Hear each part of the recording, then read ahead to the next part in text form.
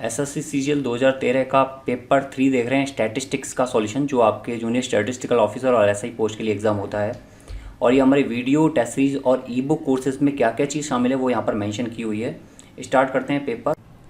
First question है, यहाँ पर मेंशन है, in drawing the histogram of a given frequency distribution on each class interval we.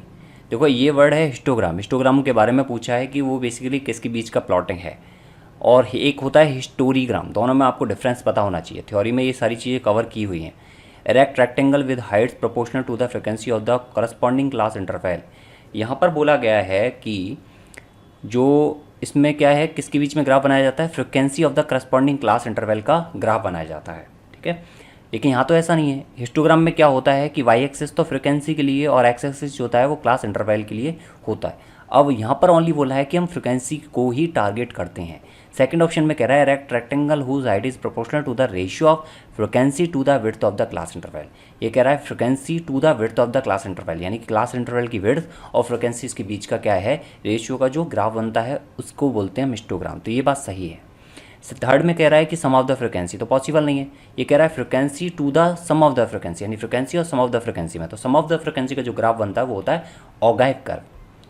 Next इसमें question है, second है कि when both the upper and lower limit are included in the class interval in case of a frequency distribution the classes are called. यहाँ बोला है कि अगर हम अपर और लोअर लिमिट को इंक्लूड कर लेते हैं किसी क्लास इंटरवल की, तो उस कंडीशन में उस क्लास को क्या कहेंगे। तो देखो, लोअर और अपर लिमिट ये कहलाता है क्लास इंटरवल या इंटरवल क्लास। इसके बीच की जो विड्थ होती है उसको बोलते हैं हम विड्थ ऑफ क्लास, या फिर सी या फिर एस से हम उसको रिप्रेजेंट कर देते हैं। अगर हम दोनों लिमिट्स को, जो लोअर और अपर लिमिट है, उनको इंक्लूड करते हैं तो उस कंडीशन को बोलते हैं हम इंक्लूसिव क्लासेस। और ये थ्योरी में ऑलरेडी पढ़ा हुआ है। अगर हम अपर क्लासेस को एक्सक्लूड कर दें, ओनली लोअर क्लास को इंक्लूड रखें, तो उसको बोलेंगे हम exclusive classes.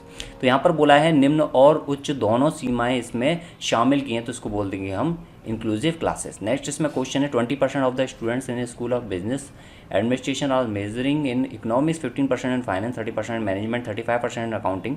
The graphical derive which we can be used to present this data is और आर। यहाँ पर देखो बात की है कि इसी को जो है, ये डेटा जो दिया हुआ आपको परसेंटेज बेसिस पर, इसको हमें चार्ट में या ग्राफ की मदद से प्लॉट करना है। तो उस कंडीशन में हम कौन सा ग्राफ या चार्ट यूज करेंगे। तो आपने एक पाई चार्ट दिखा, पाई चार्ट में हम क्या करते थे, 100% को डिवाइड कर देते थे पाई की फॉर्म में। यहाँ इस पाई की फॉर्म में यानी कि ये हो गया इकोनॉमिक्स, ये हो गया मैनेजमेंट, ये हो गया फाइनेंस, ये हो गया एडमिनिस्ट्रेशन, ये हो गया तुम्हारा स्टैटिस्टिक्स। तो इस तरह से हम डिवाइड कर देते थे और कंप्लीट 100% की जो वैल्यू दी होती थी उसमें अगर आपसे कोई भी सब्जेक्ट पूछा है तो आप वो निकाल सकते थे। अब इसमें ये जो पाई चार्ट है, ये कौन सा है, पाई चार्ट है। तो हम इस डेटा को किस में रिप्रेजेंट कर सकते हैं, पाई चार्ट में कर सकते हैं। लेकिन अगर आपको ऑप्शन में बार ग्राफ भी दे रखा है तो उस कंडीशन में आप बोथ आंसर करोगे, bar graph and pie chart both. Next इसमें क्वेश्चन है, when the diagram is to show the relate changes in the variable rather than the absolute magnitudes of changes we use। यहाँ पर बात की है इसने कि वैसे देखो ये क्वेश्चन बच्चे जो भी लेक्चर्स पढ़ रहे हैं, जिन्होंने पढ़े हुए हैं और थ्योरी अटेंड किए प्रॉपर तरीके से, वो इसका डायरेक्ट टिक कर देंगे यहाँ तक पढ़ने के बाद। क्योंकि कुछ एक शब्दावली ऐसी हैं जहाँ पर आप देखोगे कि उन वर्ड से ही आंसर टिक हो जाते हैं। जैसे कि इसमें दे रखा है रिलेटिव चेंजेस, तो रिलेटिव चेंज यहाँ पर आएगा, वहाँ रेशियो चार्ट हो जाएगा। ओके, आप इसको भी नोट कर लेना, इसमें ज़्यादा मैं डिस्क्राइब नहीं कर रहा हूँ। ABCDE in 4 hour, 5 and 6 and 8 hours, 10 hour respectively, the average number of units of work completed per hour। एक किसी फैक्ट्री में 5 लोग हैं, ABCDE, 4, 5, 6, 8, 10 घंटे में उन्होंने काम किया है। बताना है 1 घंटे में सभी लोग मिलकर कितना काम कर सकते हैं। अब देखो ये क्वेश्चन जो है बेसिकली आपके टाइम एंड वर्क का क्वेश्चन है, और मैथमेटिक्स में ये क्वेश्चन आता है। और इसमें मैथमेटिक्स में अगर ये क्वेश्चन आ रहा है तो आपको ये पता होना चाहिए, क्योंकि ऑलरेडी आप मैथ का पेपर दे चुके हो। अब इसमें क्या है, ABC, जब भी इस क्वेश्चन करोगे, मैं छोटी सी हिंट बता देता हूँ कैसा क्वेश्चन कर रहे हो। टाइम एंड वर्क का जैसे करते हो ABCDE, और यहाँ पर क्या निकालोगे, LCM निकाल लोगे। ये कर रहा है 5 घंटे में, ये कर रहा है 4 घंटे में, ये कर रहा है 5 में, ये कर रहा है 6 में, ये कर रहा है 8 में, और ये कर रहा है 10 घंटे में। तो हमने LCM निकाल लिया, कितना आ गया, 480 आ गया माना कि। ठीक है, अब क्या करोगे, आप कैपेसिटी निकाल लोगे। कैपेसिटी निकाल ली, देन आप ये देखोगे कि एक वर्क को कितने हार में कंप्लीट किया जा सकता है। तो आपको पता लगेगा यहाँ पर LCM अपॉन में जितनी भी कैपेसिटी हो, ये तो आगे हार, एक वर्क को कितने हार में कंप्लीट किया जा रहा है। अब आपको निकालना है एक घंटे में कितना वर्क कंप्लीट किया जा रहा है। तो जस्ट इसका क्या कर दोगे, उल्टा कर दोगे। यहाँ पर x अपन y आया तो y अपन x कर दोगे, क्या हो जाएगा इसका आंसर, सी ऑप्शन। करके देख लेना एक बार, कैलकुलेट करके देखना, और कुछ नहीं है। नेक्स्ट इसमें क्वेश्चन है, ये कह रहा है कि relative frequency of A class is computed by. Relative frequency को हम किस तरह से कैलकुलेट कर सकते हैं। तो देखो रिलेटिव फ्रिक्वेंसी क्या होती है, रिलेटिव फ्रिक्वेंसी होती है जो करस्पॉन्डिंग फ्रिक्वेंसी है पर्टिकुलर क्लास इंटरवल की अपॉन में टोटल फ्रिक्वेंसी। इस टोटल फ्रिक्वेंसी को क्या बोल सकते हैं, टोटल ऑब्जर्वेशन भी बोल सकते हैं, या फिर हम सैम्पल साइज भी बोल सकते हैं। ये बात ध्यान रखनी है आपको। तो रिलेटिव फ्रिक्वेंसी क्या हो गई, करस्पॉन्डिंग फ्रिक्वेंसी अपॉन में टोटल फ्रिक्वेंसी या फिर सैम्पल साइज। और दूसरा अगर परसेंटेज फ्रिक्वेंसी की बात करता है तो यहाँ पर अगर 100 का मल्टीप्लाई कर देते हैं तो यही चीज़ क्या बन जाती है, परसेंटेज में बन जाती है। तो ये कह रहा है डिवाइडिंग द मिड पॉइंटिंग की डिवाइड बात ही नहीं होगी। नेक्स्ट इसमें है dividing the frequency of the class by the mid point की बात ही नहीं होगी कहीं पे भी। Dividing the sample size by the frequency, इसने जस्ट उल्टा कर दिया, सैम्पल साइज अपॉन में फ्रिक्वेंसी कर रहा है, तो ये भी नहीं होगा। ये राइट आंसर हो जाएगा dividing the frequency of the class by the sample size. Next इसमें क्वेश्चन है, question number 7, qualitative data can be graphically represented by. यहाँ पर देखो ये जो वर्ड ए एन दिया होता है ना, कभी भी यहाँ पर ग्रामर मत लगाना कि आप सोचो कि यार यहाँ पर अगर ए एन दिया है ओनली तो आप ऑगैव क्लिक कर दोगे, तो ऐसा मत करना। ये चीज़ ना जो सिर्फ आपको डिस्ट्रैक्ट करने के लिए होती है कि कई बच्चे सोच लेते हैं आर दिखा है, आर लिख रहा है तो इसका मतलब 2 ऑप्शन हो सकते हैं, इज लिखा है तो एक ऑप्शन होगा। ऐसा नहीं होता, कई बार एग्जामिनर लिखना भूल जाता है, लेकिन उसमें आप उस चीज़ को डिनोट मत करना सिर्फ इन्हीं सिंबल्स की वजह से। अब देखो इसमें क्या बोला है, qualitative data can be graphically represented by using. यहाँ बोला है कि क्वालिटेटिव डेटा को हम किस ग्राफ की मदद से रिप्रेजेंट कर सकते हैं। क्वालिटेटिव डेटा क्या होता है, क्वालिटेटिव मेजर्स होते हैं जैसे कि जेंडर जिनमें कोई भी नंबर्स नहीं होते। जेंडर क्या होते हैं, मेल फीमेल। मैरिटल स्टेटस यानी कि पर्सन शादीशुदा है या नहीं है, मैरिड है या सिंगल है, तो ये अनमैरिड है या मैरिड है। तो ये क्या है, क्वालिटेटिव डेटा है। एज है, हाइट है, वेट है, ये कैसे हैं, ये क्वांटिटेटिव हैं। तो क्वालिटेटिव जो मेजर्स हैं उनको हम बार ग्राफ की मदद से क्या करते हैं, रिप्रेजेंट करते हैं। बार ग्राफ में क्या होता है, जनरली यहाँ पर मेल लिख दो या फीमेल हो गया, तो इस ग्राफ को, इस जो डेटा को बहुत आसानी से प्लॉट किया जा सकता है। किसकी मदद से, बार ग्राफ की मदद से। कौन सा data, qualitative measure. The abscissa of intersection of less than ogive and more than ogive is. यहाँ बोला है कि अगर मोर देन ऑगेव या लेस देन ऑगेव बनाते हैं, जिसको हम मोर देन क्युमुलेटिव फ्रीक्वेंसी या लेस देन क्युमुलेटिव फ्रीक्वेंसी बोलते हैं, उसके इंटरसेक्शन को क्या बोलते हैं। तो ये देखो, ये जो इंटरसेक्शन है बेसिकली हमने क्या देखा था ऑगेव कर्व में, ये मोर देन और लेस देन का जो क्रॉस पॉइंट है, कट पॉइंट है, इसको हम बोलेंगे मीडियन। और आपसे वहाँ क्वेश्चन भी पूछा गया था कि मीडियन को किसकी मदद से डिटरमाइन किया जाता है, तो वो डिटरमाइन किया जाता है ऑगेव कर्व की मदद से। तो ये आपको याद रखना है, ये क्वेश्चन हो सकता है किसी दूसरे माध्यम से आपसे पूछ भी लिया जाए। Let the number 150, 148, 146 be in AP. AP मतलब कि आंध्र प्रदेश नहीं है, एपी का मतलब है अर्थमेटिक प्रोग्रेशन, मीन्स समांतर श्रेणी। इफ़ द एवरेज, अब ये क्वेश्चन भी आप मैथ में ले सकते हो क्योंकि बेसिकली स्टैट्स में आने का रीजन क्या है इसका, arithmetic mean. The average of this series is 125, then the total number in the series will be, then the total number in the series क्या होगा। यहाँ पर देखो इसमें क्या है, ये जो सीरीज़ है इसको हम लिखते कैसे हैं, ए प्लस के डी, ए प्लस के 2d, ये होती है अर्थमेटिक प्रोग्रेशन सीरीज़। ए क्या है इसमें प्रथम पद है, डी क्या है सारवंतर है, जो पहले और दूसरे पद के बीच का डिफरेंस है।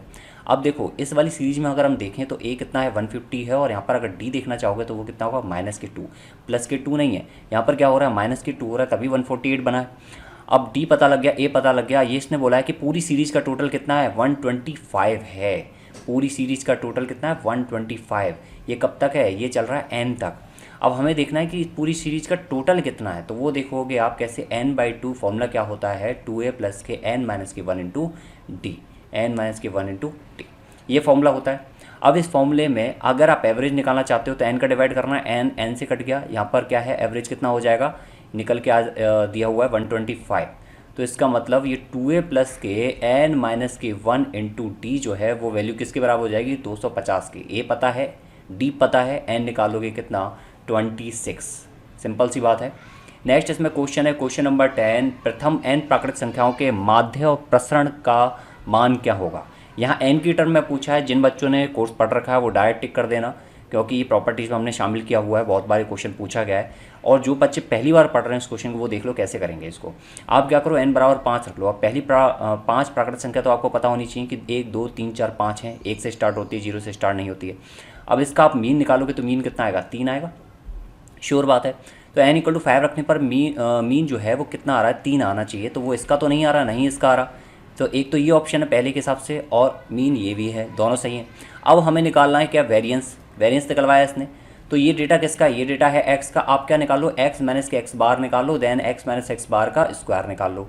ओके, अब आपने वेरिएंस का फॉर्मूला पढ़ा है। वेरिएंस क्या होता है, सम ऑफ x माइनस के x बार का स्क्वायर अपॉन में क्या n, ये होता है वेरिएंस।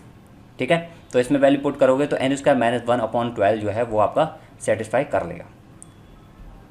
नेक्स्ट इसमें क्वेश्चन है, the mean of 5 observation is 4 and their variance is 5.2 if 3 of these observation are 2 4 6 then the other 2 are.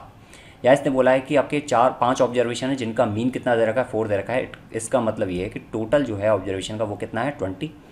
Their variance दे रखा है 5.2 if 3 of these observation are 2 4 6, यानी कि 2 4 और 6 3 ऑब्जर्वेशन तो ये हैं, एक है आपका ए, एक है आपका बी, चौथा और पांचवा मैंने मान लिया है।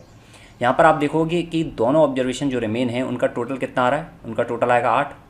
तो एक तो आप यहीं से देख सकते हो इसने क्या बोला कि अन्य 2 क्या होंगे, तो 2 6 4 4 1 7 3 5 ये सभी हो सकते हैं। अब हमें वेरिएंस भी निकालना पड़ेगा, तो मीन निकालने से कोई फ़ायदा नहीं था, वेरिएंस निकालना पड़ेगा। वेरिएंस कैसे निकालोगे, यहाँ देखो ये आपको डेटा दिया है एक्स का, कितना एक्स का डेटा है 2 4 6 ए और बी। अब आपको मीन पता है, मीन कितना है, मीन है 4, ऑब्जर्वेशन 4। तो x माइनस के x बार निकालोगे कितना हो गया, जो कि आपको दे रखा है कितना 4, तो वो कितना हो जाएगा यहाँ से। और आपको फिर क्या जरूरत पड़ेगी, x माइनस के 4 का स्क्वायर की जरूरत पड़ेगी। तो सीधा सीधा हम यही निकाल लेते हैं। तो यहाँ पर क्या होगा, ये हो जाएगा 2 दूनी 4 0 4 और a माइनस के 4 का स्क्वायर, और ये क्या हो जाएगा b माइनस के 4 का स्क्वायर, ये हो जाएगा सिंपल सा। तो इसका सबका सम करोगे, देन अपॉन में क्या करना है आपको 5 करना है। तो वो वैल्यू किसके बराबर होगी, 5.2 के बराबर होगी। तो वहाँ से सॉल्व करोगे तो क्या आ जाएगा, ए और बी की एक इक्वेशन आ जाएगी, एक इक्वेशन यहाँ से है, तो 2 सॉल्व कर लोगे, आंसर आ जाएगा। इसको प्रॉपर सॉल्व कर सकते हो, सम ऑफ x माइनस के 4 का स्क्वायर अपॉन में कितना 5, नंबर ऑफ ऑब्जर्वेशन 5 है, जो कितनी दे रखी है आपको 5.2 दे रखी है। वैल्यू आपको इस तरह से संभाल के दी है कि आप जब मल्टीप्लाई करो तो समस्या ना हो। 5 5 25 और 5 दूनी 10, यानी कि टोटल कितना हो गया, मल्टीप्लाई करने पर 26 आ गया। अब इनका सम कर लो, 4 और 4 8, यानी 26 में से 8 के कितने बचेंगे 18। और ये किसका सम है, यह है a माइनस के 4 का स्क्वायर का, ओके, प्लस के b माइनस के 4 के स्क्वायर के। इसको सॉल्व कर लोगे, a और b की इक्वेशन यहाँ से भी है, यहाँ से भी सॉल्व कर लेना। क्वेश्चन नंबर 12 कह रहा है कि in a batch of 13 students 4 have failed, यानी 4 बच्चे जो है ना पास फेल हो गए। The marks of the successful students were 41 57 38 61 36 25 71 50 40। The median then the median marks is, median marks क्या होंगे। देखो 13 स्टूडेंट में से 4 फेल हो गए, 9 का डेटा आपको देगा, 4 फेल हो गए, इसका मतलब हम ये मान लेते हैं कि उनके मार्क्स 0 थे।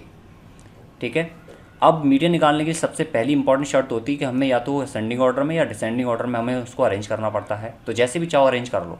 अब यहाँ पर 30 स्टूडेंट है, इसका मतलब ये 13 प्लस के 1/2, इसका मतलब 7 नंबर का जो स्टूडेंट होगा वही क्या होगा, मीडियन होगा। तो 4 तो ये हो गए प्राइमरी रूप से, 5वां ये हो गया, 6ठा ये हो गया, 7वां नंबर का कौन होगा 38, इसका मतलब 38 जो है वो कौन सा होगा, मीडियन होगा। आप इस तरह से इस क्वेश्चन को कर सकते हो। क्वेश्चन नंबर 13 देखो, if arithmetic mean of 2 number is 12.5। मैं 2 नंबर मान लेता हूँ ए और बी, इनका अर्थमेटिक मीन मतलब कि a + b/2, ये कितना दे रखा है 12.5 दे रखा है, इसका मतलब a + b कितना है, वो है 25। इसके बाद geometric mean is 10, geometric mean आपको बोला है कितना है 10 है, यानी ज्योमेट्रिक मीन क्या हो जाएगा √ के AB, इसका मतलब AB कितना हो जाएगा, वो हो जाएगा 100। अब यहाँ से ऐसी वैल्यू देखो, मल्टीप्लाई करने पर 100 आ रहा हो और प्लस जोड़ने पर कितना आ रहा हो 25 आ रहा हो, तो ये नहीं हो सकता, ये नहीं हो सकता, ये भी नहीं हो सकता, ये इसका परफेक्ट आंसर हो जाएगा। ये बात समझ में आनी चाहिए। इसके बाद नेक्स्ट इसमें क्वेश्चन नंबर 14। क्वेश्चन नंबर 14 कह रहा है the sum of the 10 items is 12, sum of the square of 16.9, the variance is. Variance का फॉर्मूला पता है, सबको पता होना चाहिए, सम ऑफ x² अपॉन में n माइनस के सम ऑफ x अपॉन में n का होल स्क्वायर। 2 फॉर्मूले होते हैं, या फिर इसको आप ऐसे लिख सकते हो x माइनस के x बार, अगर आपको मीन दे रखा है, अपॉन में n, ये स्क्वायर में है, इक्वल टू कुछ भी लिख सकते हो। तो कंफ्यूज नहीं होना है, हमें ये देखना है कि अगर हमारे पास दे क्या रखा है। यहाँ पर बोला सम ऑफ 10 आइटम्स, यानी कि नंबर ऑफ ऑब्जर्वेशन कितने हैं 10 है, सम ऑफ x कितना दे रखा है 12 दे रखा है, सम ऑफ द स्क्वायर यानी कि सम ऑफ x² कितना दे रखा है 16.9 दे रखा है। अब सिंपल सी बात है, वेरिएंस आपको निकालना है, तो वेरिएंस कितना हो जाएगा, वेरिएंस हो जाएगा यहाँ पर सम ऑफ एक्स का स्क्वायर यानी कि 16.9 अपॉन में कितना 10 माइनस के 12 अपॉन में 10 का होल स्क्वायर। ठीक है, ये हो गया 1.69 माइनस के 1.44, ये कितना हो जाएगा 0.25। Okay, P option. नेक्स्ट इसमें है question, if G1 is the geometric mean of a group of N1 observation and G2 is the geometric mean of another group N2 observation, then the geometric mean of the combined group is. देखो हमने पढ़ा था कि अगर n कोई n1 number of observation है और उसका अर्थमेटिक मीन क्या है, वो हमने पढ़ा कि भाई आप ले लो x1, ठीक है, और n2 के लिए x2। तो इसके लिए हमने कंबाइंड फॉर्मूला देखा था n1 x1 प्लस के n2 x2 अपॉन में टोटल नंबर ऑफ ऑब्जर्वेशन, यही तो करते थे। सेम ज्योमेट्रिक मीन में यहाँ पर क्या दे रखा है, इसकी बार आपको मीन ना देकर, अर्थमेटिक मीन या फिर मीन ना देकर आपको ज्योमेट्रिक मीन दिया हुआ है और आपसे पूछा कंबाइंड ज्योमेट्रिक मीन बताना है। तो सिंपल सा इसका फॉर्मूला आप इसको याद कर लो और इसको नोट कर लो, क्योंकि डायरेक्ट इसकी प्रॉपर्टी मैंने और कराई रखी है। अगर आपको प्रॉपर तरीके से समझना है तो अच्छा खासा इसमें लेंथी कैलकुलेशन है। या फिर आप क्या कर सकते हो, वैल्यू ले सकते हो, 2 ऑब्जर्वेशन ले लो, यहाँ पर ले लो 5 ऑब्जर्वेशन ये ले लो और 3 ऑब्जर्वेशन इसमें ले लो। इसका ज्योमेट्रिक मीन मान लो कुछ, इसका ज्योमेट्रिक मीन मान लो या फिर निकाल लो और इस हिसाब से कंबाइंड निकाल के देख लो। तो जिस भी ऑप्शन से निकल रहा है वो आपका एक सटीक आंसर हो सकता है, या फिर इसको डायरेक्ट समझ लो और डायरेक्ट टिक कर देना, ये एग्जाम में डायरेक्ट ही पूछा जाता है।